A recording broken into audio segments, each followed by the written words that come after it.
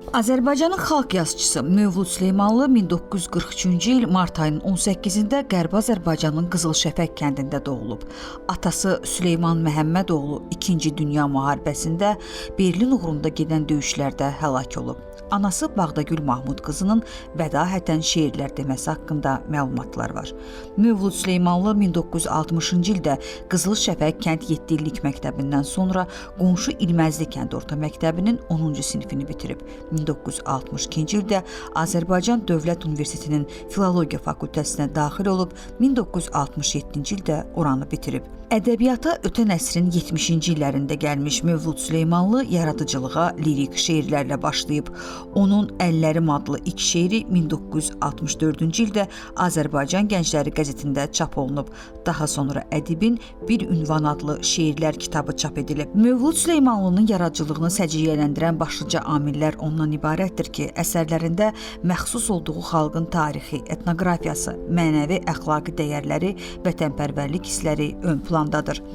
Mövlud Süleymanlının ilk nəsr kitabı 70-ci illərin sonları çapdan çıxıb. 1970-ci illərin ikinci yarısında ədibin bir-birinin ardınca hekayə və povestləri dərc edildi. Ədib 1980-ci illərdən başlayaraq daha çox roman janrına müraciət etdi. Köç, Ceviz qurdu, səs romanları çağdaş Azərbaycan romançılığının inkişafında bir pillədir. 1980-ci ildə qələmə alınmış Köç, xalqın milli keçmişindən, Sovet hakimiyyətinin gəlişinə qədərki taleyindən söhbət açır. Romanda təbliğ olunan başlıca ideya Azərbaycan xalqının birliyi ideyasıdır. Mövlud Süleymanlının bir sıra hekayələrində və Köç romanında Azərbaycan nəsri üçün yeni olan mifik təfəkkür tərzi, tipik etnoqrafiyası və folklorunun ən qədim çalarları diqqəti cəlb edir. Xalq şairi Bəxtiyar Vahabzadə Mövlud Süleymanlıya açıq məktubunda yazırdı.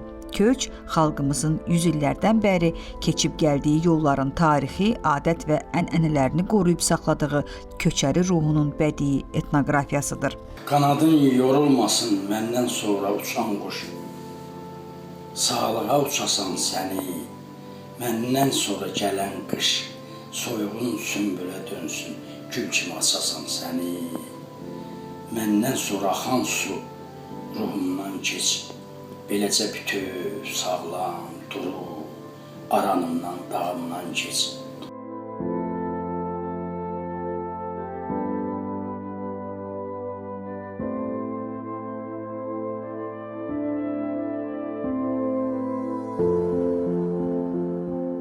Yazdığı əsərlərə görə uzun müddət tənqidə məruz qalan və təhlükəsizlik orqanları tərəfindən çək-çevir edilən Mövlud Süleymanlı bir neçə dəfə dövlət tərəfindən mükafatlandırılmışdır. Ömürdən qıraqda povesti yazıçının son illərdə qələmə aldığı əsərlərdəndir.